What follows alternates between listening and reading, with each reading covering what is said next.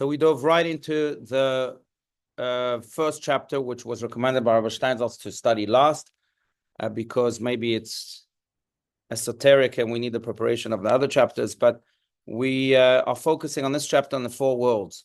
According to Kabbalah, there are four worlds. This world being the lowest, right? The world of action is the name of this world, Olam Asiyah. Above that is Olam HaYetzirah, which is the world of formation, where the angels belong, or at least most angels belong. Then you have Olam HaBriyah, the world above that, which is the world of creation, where our souls come from.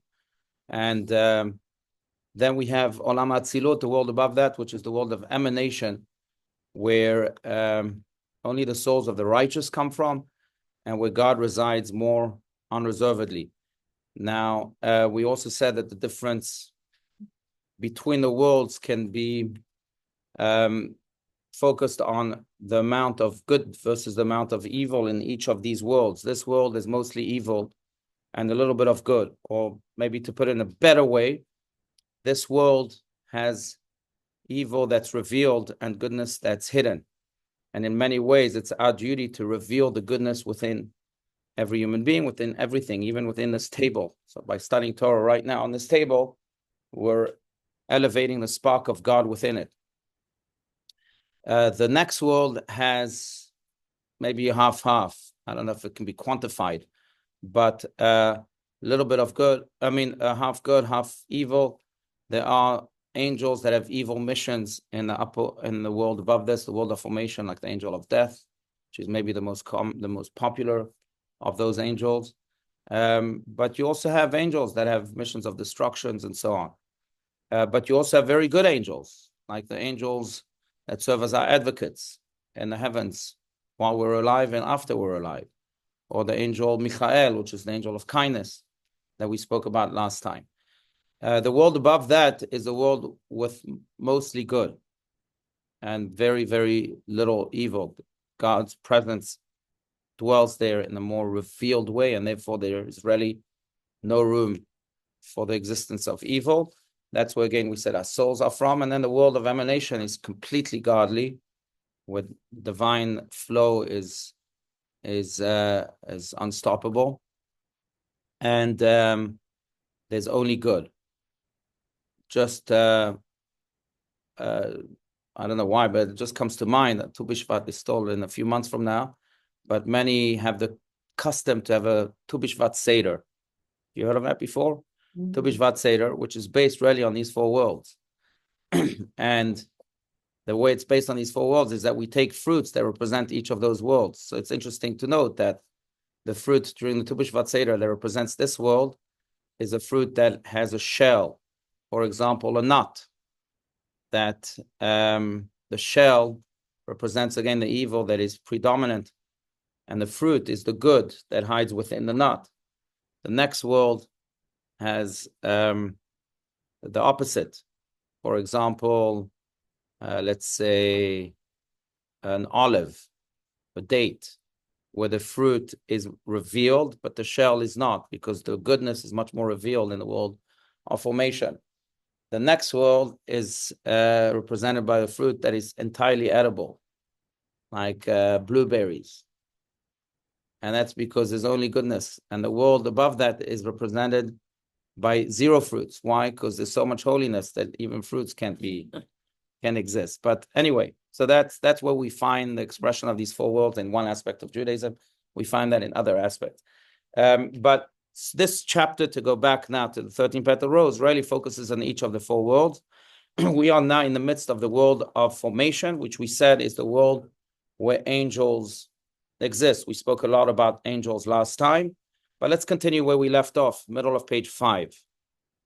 Right? That's where we are, middle. Exactly. Or starting with the word an angel. An angel. Does anyone want to read? An angel is a spiritual reality. Please, Jackie, go for it. An angel is a spiritual reality with its own unique qualities and character. What distinguishes one angel from another is not the physical quality of special apartness, but difference of level. One being above or below, another with respect to fundamental cultural Reality, yeah. In terms of some differences in us. Right. Every word here and every line certainly can be analyzed. But I just want to explain what was just said. I think it's very important. So to go back to understanding angels, of course, we believe in angels. We believe in angels that have specific missions. And we believe in angels that are not there with a mission. They are just there for the sake of protection. So to go back to the Torah itself, we know that there were 3 angels that visited Abraham. They had very specific missions, right? The 3 angels were Raphael, Gabriel, and Michael. Michael was there to announce that Sarah, even though she was 90 years old, she was going to give birth, that Raphael was coming to heal. That was his mission, to heal Abraham from his circumcision. And Gabriel, which is the angel of justice, was coming to destroy the city of Sodom that was completely overcome by evil and evil people. So they had specific missions. So you have angels with specific missions, and you have angels that don't necessarily have a specific mission, but they are there in general to cover bases. So every time we do a mitzvah, an angel is created. That angel serves to protect us, to bless us whenever we may need. Depending on the circumstance, that's the mission of the angel. So it doesn't have a specific mission. It just goes back and asks God for another mission, but it's just there to fulfill, to cover up the bases, as we said, to heed the calls of the circumstances. So you have those 2 types of angels. But then you also have other types of categories when it relates to angels. You have angels that are lower, as he says here, and angels that are higher. Not all angels have the same level of holiness. You have angels that are very, I would say, robotic. They have zero independence. They have to be programmed, and based on their program, that's how they function. God programs them. And then you have angel with a little more independence, not too much more, because most angels are pretty much robotic, but they also have the ability to, for example, decide how much destruction when it comes to Gabriel, right? How much destruction is he going to impede on the city of Sodom? Or they also have a little more say when it comes to God and to their prayer. I'm thinking, for example, which also speaks of something else, but I'm speaking about the angels that we evoke in our daily prayer. We speak about angels, not just in the Torah again, Raphael and Gabriel and Michael, but in our daily prayer, just before the Shema, we speak of 2 types of angels, Va'ofanim, V'chayot HaKodesh. That's one type. And then we speak about Berash Gadol. They speak loudly, they pray loudly, the Ofanim and Chayot HaKodesh. We'll get to who they are exactly. Berash Gadol B'Nasim, Leumat HaSeraphim. And then you have another type of angel called Seraphim, Seraphites. So you have the Ofanim and Chayot HaKodesh, which are considered to be the lower angels, the ones that, again, are very, very programmed. When they pray with a lot of noise. It's just interesting. While the seraphim who are higher, who are more considered in the eyes of God, and therefore they're higher, they pray very silently. It's just interesting as a side note. Why is it the lower angels make a lot of noise and the higher angels, when they pray, they don't make noise? Are they like people? Yeah, they are like people in that sense. Yes. Right, because when you're completely in tune, you don't have to make noise. When you're not in tune, that's when you make noise. The Talmud says that if you have a can that is full of coins and you shake it, it doesn't make noise. If you have a can with just 2 coins, that makes a lot of noise because it's empty. And same with people. People who need to prove a point, when they really don't have that point, they don't own that point, they make a lot of noise. There's a great story about the Kotzker Rebbe, and I'm deviating here a little bit, but it's just to explain the nature of those angels. Rabbi Menachem Mendel Morgenstern, 250 years ago, one of the great Hasidic masters, when he prayed very silently. Either the Lubavitch Rebbe also very still in his prayer, but it was a laser-focused type of stillness. Others, when they prayed, they somersaulted. They were in ecstasy, they were jumping. And they once told Rabbi Menachem Mendel was staring, look, when you pray, you're still, your cousin seems to be praying much better than you do because he's all over the place. He shouts and he responded very powerfully, just as the Kotzker Rebbe would respond very harshly. And he said, well, what can I do that lazy donkeys have to sweat more? When you're a lazy donkey, you have to work hard. You work harder. You have to sweat more. So he has to work harder. I'm more in tune. When you're in tune, you don't have to create all this performance. And in many ways, I think it's true for human beings, it's true for angels. I remember Rabbi Steinsaltz once told me, when I was a teenager, he said, work quietly and your success will make noise for you. But if you do the opposite, then you won't reach that success. Yeah. Do we know where the angels came from? I mean, are they born or does God create? Where do they come from? So God's creations, they come from God. God creates them and he has them there as his army. You go do this, you go do that. But speaking of the two types, I just want to go to the two types, not Seraphim, Chahaya, and Ofanim Echot HaKodesh, which are lower, or it could be again, lower angels. There are many other types and higher angels. The main difference between the two is that the lower angels, again, are not only completely robotic, as we spoke about, but that the lower angels are also, they come and go. They're not a consistent part of this reality. So they die? No, they go back. They go back to their base. It's like a soldier. You do a mission and you come back. Go back to your base. The higher angels are much more dominant in this world. And when we create an angel by doing a mitzvah, we're really creating a higher angel. Angels that are therefore more powerful than the angels of destruction or the angels of evil, because those are the lower angels. So every time we do a mitzvah, we can really almost immune ourselves. Depends how, what, but usually we can immune ourselves from the destruction of those lower angels. Because by doing a mitzvah, we're creating a higher angel. That's what this refers to, one being above or below another. You have different levels and categories of angels.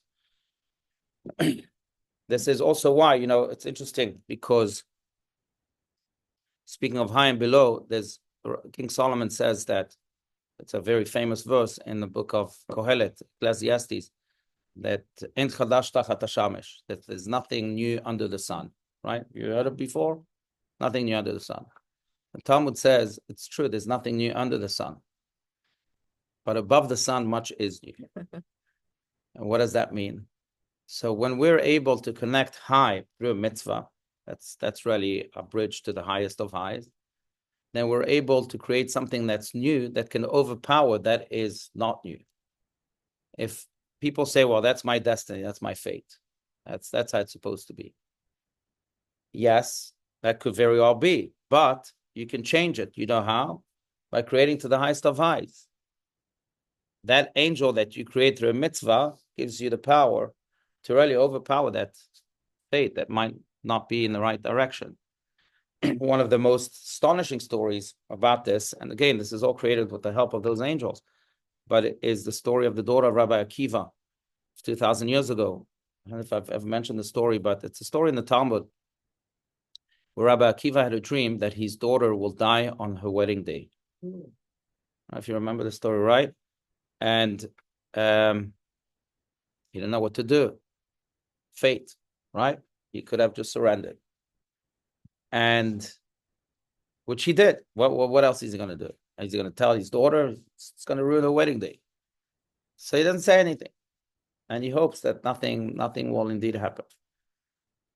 The next morning, after she got married, they had a nice party. The next morning, immediately he can't sleep that whole night. Morning comes and he goes and visits his daughter to see if his dream came true. He knocks on her door and lo and behold, she opens the door. She's still alive. So he says to her, is there any special mitzvah that you did last night? Something special that you've done recently? She said, no, nothing. He said, no, it's got to be something. And he's thinking, because my dream didn't lie. And she said, look, I don't know if this is considered mitzvah or not, but yesterday during our wedding party, we were all celebrating and no one paid attention to the fact that there was a poor man by the entrance who seemed very hungry. So I went and I gave him my plate. And Rabbi Akiva said, okay, now I know why this dream didn't come true. And in fact, he then was touring her new house, and he went to her bedroom, and he sees that there was a snake right above her bed. But the snake was killed with the hairpin that she stuck in the wall the night before. She didn't realize there was no electricity then. She realized that by sticking a hairpin where she wanted to stick it, she killed the snake that came to kill her. They came to fulfill Rabbi Akiva's dream, but because of a mitzvah, he was saved. Now, she was saved. Now, many ways, this comes, what happens there? What's the spiritual making of this story? Spiritual making is that by giving food to the poor person who came to her wedding, she created an angel that is on the highest level. That angel is above the sun, and it created something new. It changed the trajectory of her fate. And that, in many ways, is what these angels do. The lower angels are not able to do that. The higher angels that are created by mitzvahs are able to do that. And that's why very often we underestimate the power we have. We have much more power than we think, especially if you do a lot of mitzvahs.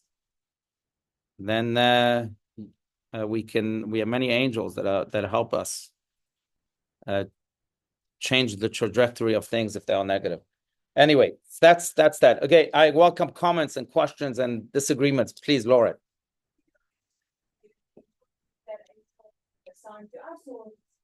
To us, yeah.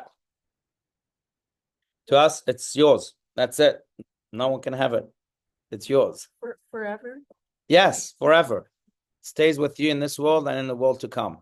Every You know, mitzvah, get an angel? every mitzvah you get an angel. So you might have 100 angels. Yeah.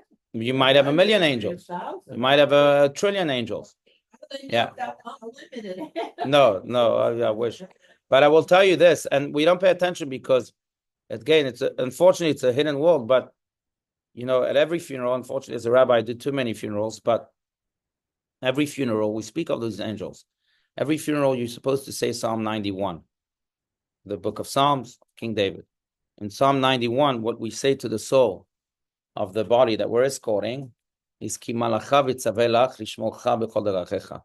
That God should set his angel before you to protect you in all your ways. What angels are we referring to? What is this? These are the angels that a person created in his lifetime that stay with him to escort him as he transitions to the next world. So really, there's a very strong belief in that in Judaism. Now, I will add what's interesting. Well, I know we spoke about the word for angel in Hebrew. The word for angel in Hebrew is malach, right? Spoke a little bit about it last time. We said that it's very similar to the word for work, melacha. Because in many ways, when we work, when we engage in the world, we shouldn't feel alone. The angels are there. Every melacha is a malach. But in the word angels, you also have, as Rabbi Yitzchak Luria teaches, you have two Hebrew words. You have the word Aleph, or the letter Aleph, which stands for God. And then you have the word Melech, which means king or royalty. Because in many ways, every angel draws down God's royalty to you. And that royalty of God is what protects you, just like a king has bodyguards. So you have these angels, royal angels that are there, divine royal angels that are there protecting you. That's what a malach is. In many ways, that's what the essential task of a malach is, to be that royal guardian of God. Yes. So if somebody's a Christian, but they're really a good person and do a lot of deeds or mitzvahs, do they also have angels? A good question. Yeah. Do non-Jews also have angels? That's what you're asking. Christian or not? It doesn't have to be Christian. Yeah, absolutely. Every human being. Now the mitzvahs that we have are different than the mitzvahs other nations have. We said that with every mitzvah, an angel is created. So that, for example, the 7 Noachide laws, when they do them, they create angels, certainly. And when they they create angels. And when they do tzedakah, they create angels, like Rabbi Akiva's daughter. Absolutely, yeah. Yeah.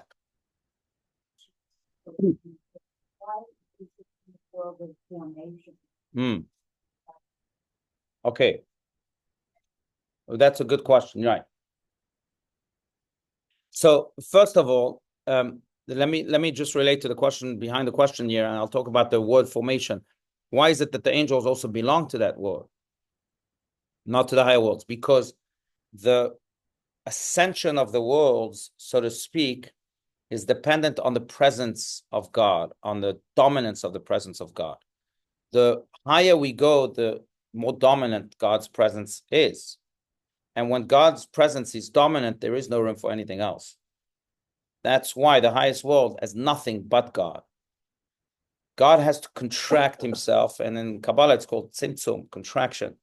He has to contract himself in order for the other to be. The more others there are, the more contracted God is. Doesn't mean he doesn't exist, it's just contracted his life. It's like this electricity is contracted from the power station. Otherwise, if the power station was here, we wouldn't be here, right? This room wouldn't be here. So God has to contract himself in order for the others to be. Now, he had to contract himself a little less than he does in order for angels to be, because angels, after all, are spiritual creatures. But they are in that world. They can't exist in upper worlds because the presence of God there is way too dominant for them. Souls can contain that radiance of that dominance. Therefore, they're in a higher world. But there's also the world of emanation where God is completely present, nothing else can exist. That explains why the angels are in the world of formation. Why is it called the world of formation? It's really interesting because in Hebrew, there are multiple words for producing something, creating something. There's the world of creation, bria, and there's the world of formation, production.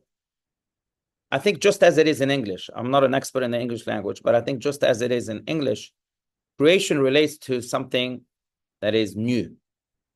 Formation relates to something that is not so new. I produce something from something. Creation is more something from nothing, or from almost nothing. Now, angels don't have the power, again, to create something new. We do, because we're souls. Bria, remember, creations. We can create something new. And that's why we can create an angel that helps change the trajectory. Angels don't have that power. Those angels that are like the Ofanim, that really don't have that power. The only angels that do have that power are angels that were given the power by us, by the souls. So therefore, they are in the world of formation. Formation means that you're creating something from something. It's nothing revolutionary. Yeah. About the words. Oh, I apologize. Yeah, Somebody yeah. else had a question. No, either one. Yeah. Please, go ahead. Whichever. Yeah, we have three people. Yeah. Angels here. Maybe you said it last time, but I don't remember. That depends on the angel. Depends on the angel. Again, some angels have very, very specific missions.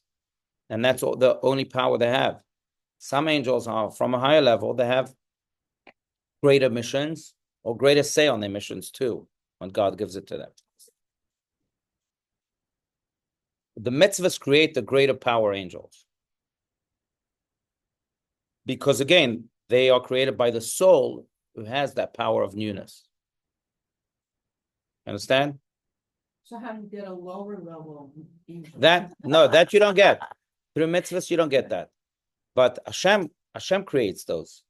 So God creates a lower power angel to go and fulfill one specific mission. Which is? Whatever mission it could be. It could be right now, go and open the door, make that tree grow.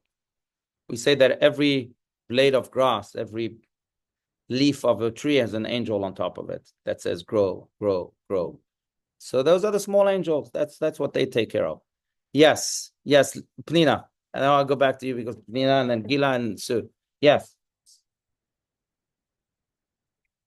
Yeah. Like dimensions.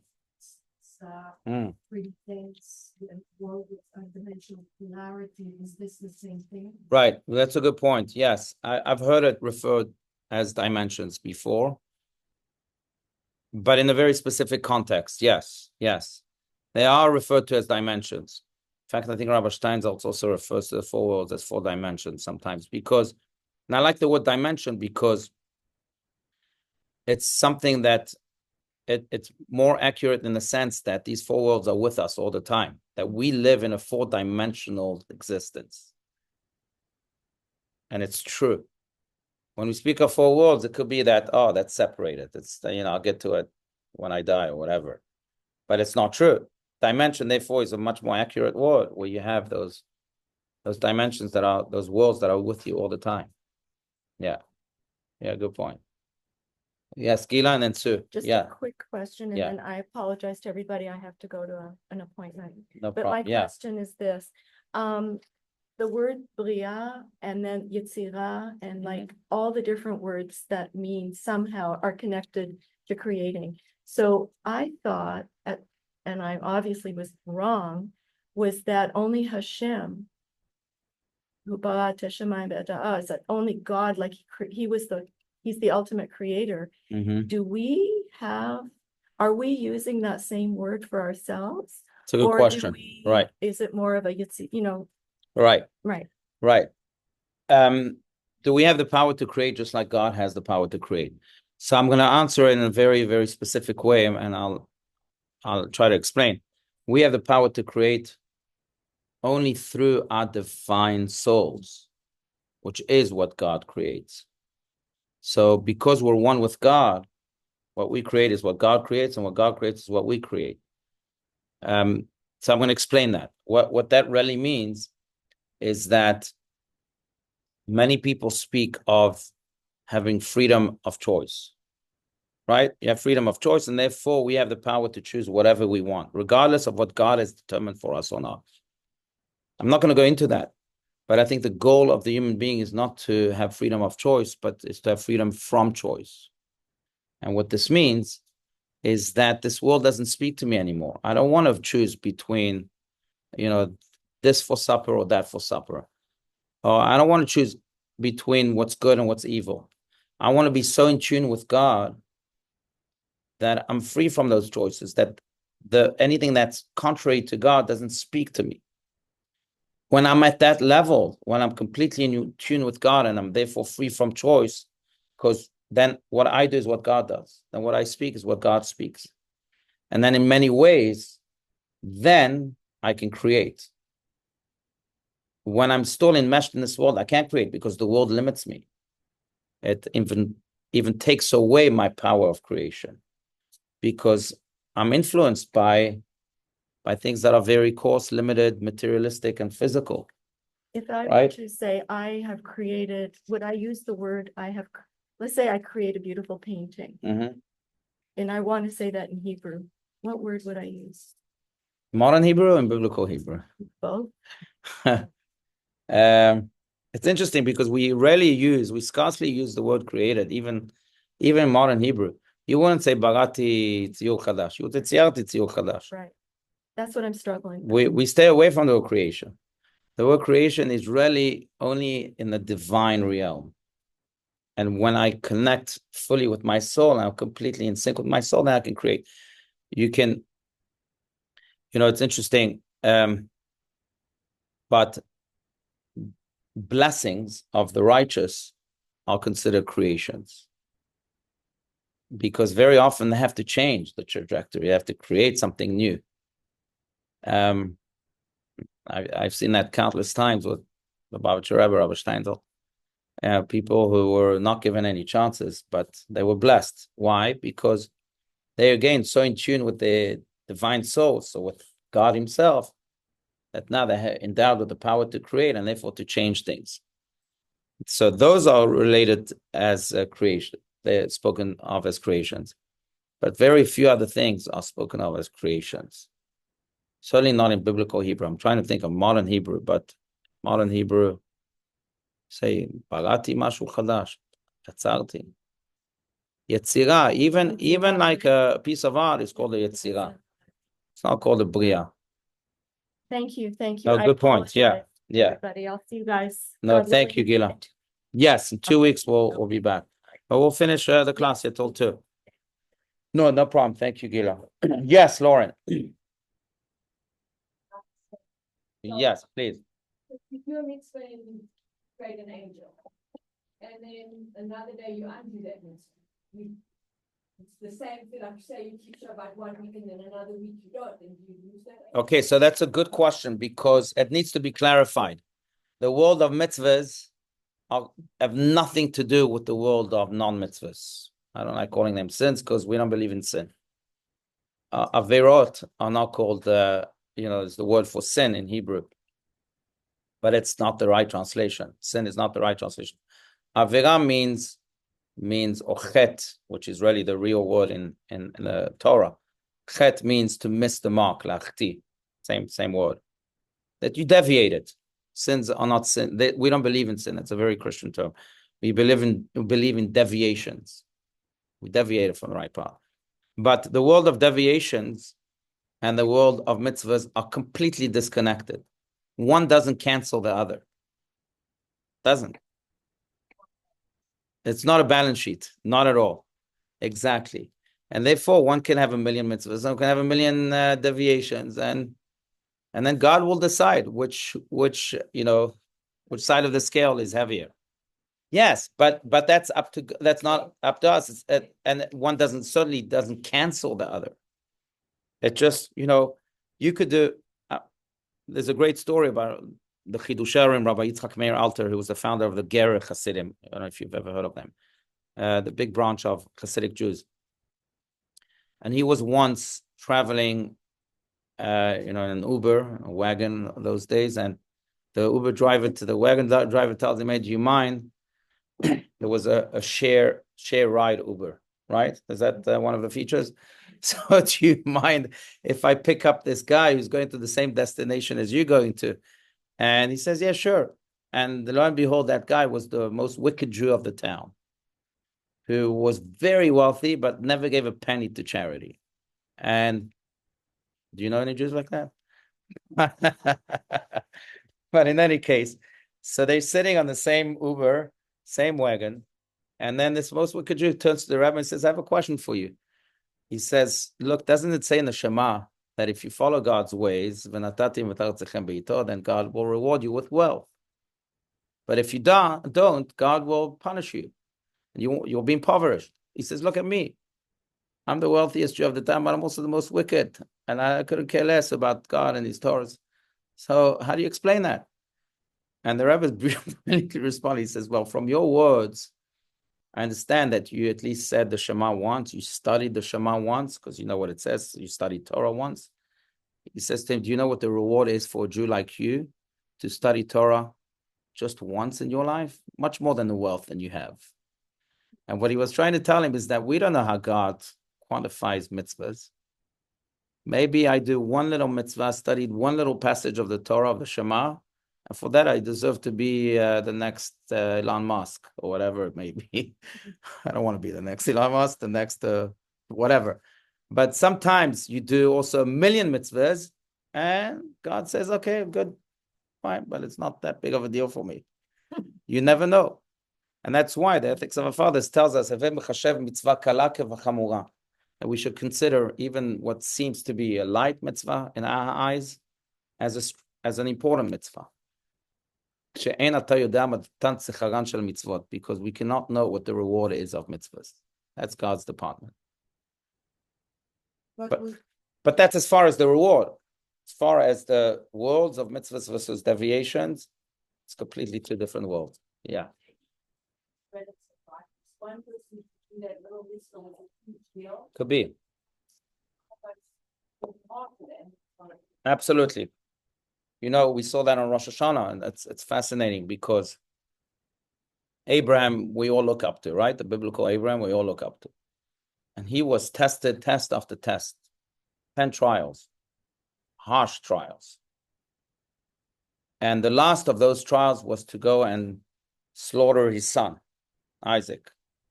And eventually, right, an angel came and said, don't touch the son, your son, and he was saved. After that, God appears to Abraham and he says to him, wow, you passed this test. Now I know that you are God-fearing. And everyone says, what? You gave him 9 tests before that. Very harsh tests, too. His wife was kidnapped. That's one test. There was famine in his land. He was told to leave his land to a place that's unknown. That's not many harsh tests. Only now, God, only now you know that he's God-fearing. You didn't know that before that. Why are you saying this to him now after 10 tests? And one of the explanations is because the previous 9 tests were completely aligned with Abraham's nature.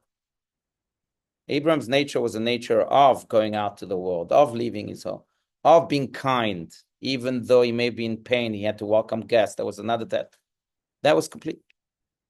But slaughtering his son was against his nature, was going from chesed, who he was, a man of kindness, to gevurah, to justice.